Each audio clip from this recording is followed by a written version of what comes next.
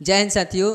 आज हम आपको 10वीं क्लास का जो पहला ही चैप्टर है वास्तविक संख्या, उस वास्तविक संख्या से संबंधित कुछ प्रश्न लेकर के आए हैं।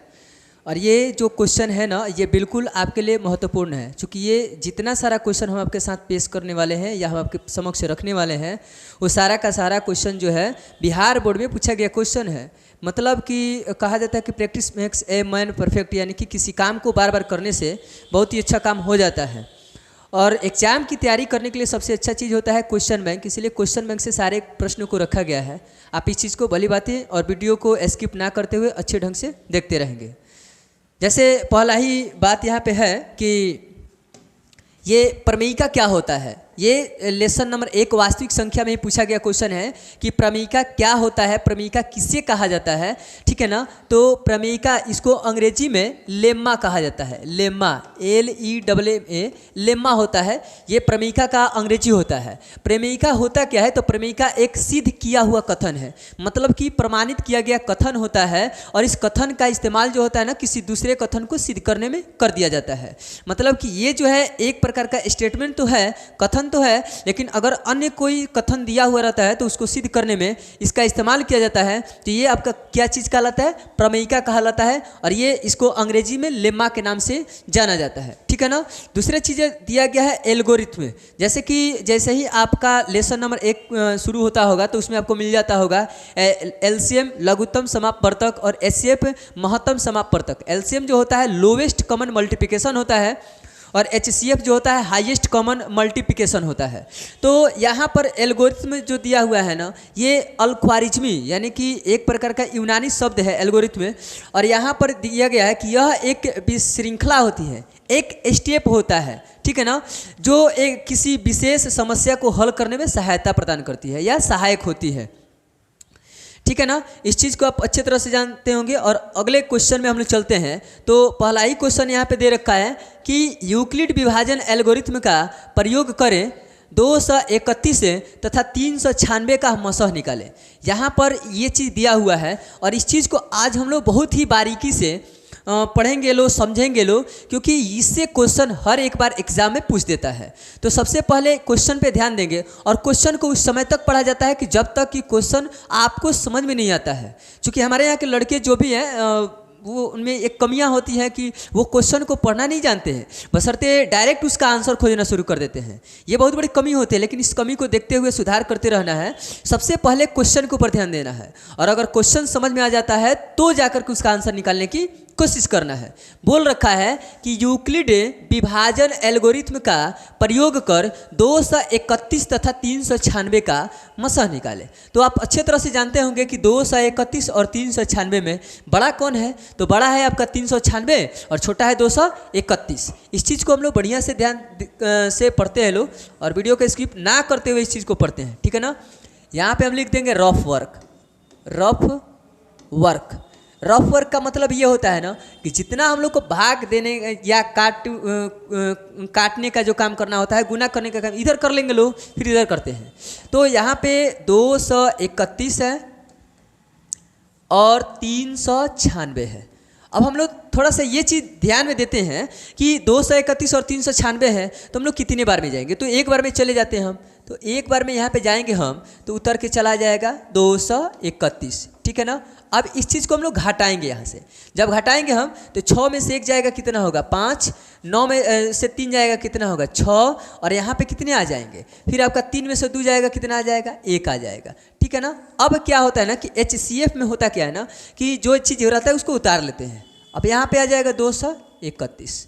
अब इस चीज़ को यहाँ से हम मिलाएंगे लोग, तो एक बार में फिर यहाँ पे जाएगा तो 165 आपका उतर के चला आएगा, ठीक है ना। अब फिर यहाँ से इसको घटाएंगे हम लोग, तो घटाने के बाद ये चीज़ देते हैं, ध्यान देते हैं कि 11 में से 5 जाएगा तो कितना होगा 6, यहाँ पे बचा कितना 2, तो फिर 12 में से 6 आएगा कितना होगा 6, कट जाएगा यहाँ से। अब यहाँ पे 66 हो जाएगा आपका, ठीक है ना। अब यहाँ पे 165 उतर के चला आएगा, तो 165 उतर के जब चला आएगा तो हम लोग कितने बार में काटेंगे, कितने बार में इस चीज़ को हम लोग काटेंगे लोग, ये चीज़ ध्यान देते रहना है। तो 66 और 165 है, तो देखते हैं यहाँ से कि 66 है, यानी कि 66 है दूना के 6 दूनी 12 के 2 1 होता है और 6 दूनी 12 1 13 132 हो जाता है। 2 बार में ये होता है। अगर हम 3 बार में चलते हैं तो ज़्यादा हो जाएगा, 6 18 के 8 और 6 18 1 19 होता है। 198 और 165, इसीलिए हम 2 बार में चले जाते हैं। 2 बार में जब हम चलेंगे तो 6 दूना 12 के 2 हासिल 1 और 6 दूनी 12 1 13 हो जाता है। 5 में से 2 जाएगा 3 और 6 में से 3 आएगा 3, कट जाएगा और यहाँ से आएगा 66 है। तो 33 दूना के कितना होता है 66 है और यहाँ से पूरे के पूरे क्या हो जाएंगे, कैंसिल हो जाएंगे। इस चीज़ को एक बार और हम आपको बता देते हैं। 231 को और 396 है, तो एक बार में हम लेकर के गए हैं तो 231 हो गया है, घट करके आया है 165। फिर 231 को हम लेकर के चले आए हैं तो एक बार में जाएगा 165, घट के आएगा कितना 66। 66 को हमने 2 बार में लेकर के गया है, चूँकि एक बार में जाएगा तो बहुत कम हो जाएगा, तो 2 बार में गया है तो 132 हो गया है, घट करके आया है 33 और 33 दुनिया के कितना होता है 66 होता है। इस चीज़ को आप बढ़िया से समझ लीजिएगा। अब यहाँ पे हम लोग ध्यान देते हैं लोग, चूँकि ए बराबर बी क्यू प्लस क्या होता है आर, जहां देख सकते हैं जहां 0 बड़ा और बराबर आर और उससे बड़ा है क्या चीज बी, इसीलिए यहाँ पे ध्यान देंगे हम। तो सबसे पहले 396 बराबर हो जाएगा 231 गुना 1 प्लस 165, ठीक है ना, ये चीज़ हो जाएंगे। फिर हम यहाँ से 231 उठाएंगे तो 231 बराबर 165 गुना 1 प्लस कितना हो जाएगा 66 हो जाएगा। अब फिर क्या है ना, हम उठा लेंगे कितना 165 बराबर हो जाएगा 66 गुना 2 प्लस कितना हो जाएगा 33, ठीक है ना। अब देखिएगा 66 गुना 2 प्लस हो जाएगा 33, अब उठा लेंगे हम कितना 66 बराबर हो जाएगा 33 गुना 2 प्लस में क्या हो जाएगा 0। अब आपसे कोई पूछेगा कि 231 और 396 का मसह क्या होता है, तो 231 और 396 का जो मसह हो जाएगा वो आपका आ जाएगा 33 और ये इसका सही आंसर हो जाएगा 33। अतः HCF बराबर हो जाएगा, अतः HCF बराबर हो जाएगा 33, ये इसका राइट आंसर हो जाएगा, ठीक है ना। आप इस चीज़ को एक बार फिर से समझ सकते हैं। पूर्ण रसायनक यूक्लिड विभाजन एल्गोरिथ्म का प्रयोग कर 231 तथा 396 का मसा निकालें। तो रफ वर्क में यहाँ पे है 231 और 396, हमने जितना सारा रफ करना था यहाँ पे लिख रखे हैं। और यहाँ पर ए बराबर बी क्यू प्लस आर, ये तो फॉर्मूला होता है, यूक्लिड का सूत्र होता है। तो 396 बराबर 231 गुना 1 प्लस 165 हो जाएगा। फिर 231 को उठाएंगे तो 165 गुना 1 प्लस 66 हो जाएगा, और 165 गुना तो 66 गुना 2 और प्लस 33 हो जाएगा, और 66 को उठाएंगे हम तो 33 गुना 2 प्लस में 0 हो जाएगा, ठीक है ना। लेकिन इसका शुरू का जो हिस्सा होता है वो 33 आया हुआ है, इसलिए अतः HCF इसका कितना हो जाएगा 33 हो जाएगा। इस चीज़ को आप बढ़िया से समझ गए हैं। चलते हैं अगले क्वेश्चन में।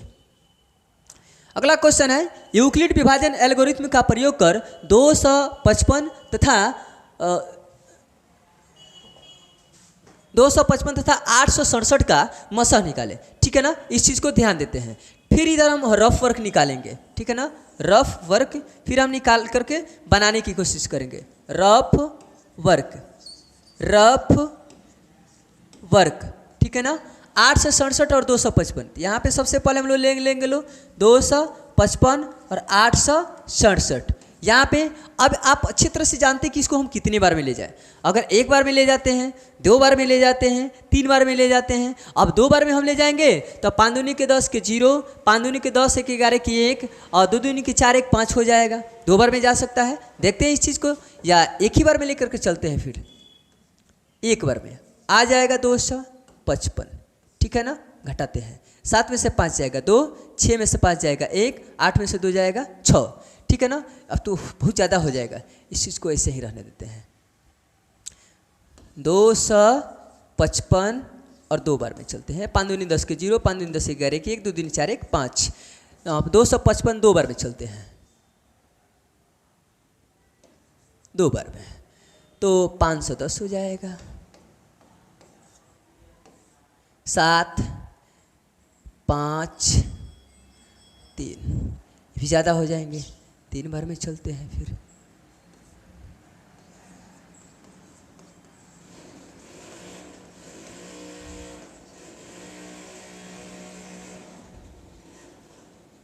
765।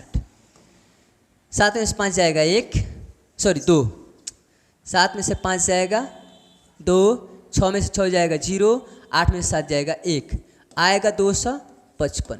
102 दूनी 204, 102 दूनी 204, 5 में से 4 जाएगा 1, ये हो जाएगा आपका कितना, ये 5 खत्म, फिर आ जाएगा 102, 51 दूना के 102 हो जाएगा, ठीक है ना, और ये कट जाएंगे, ठीक है ना।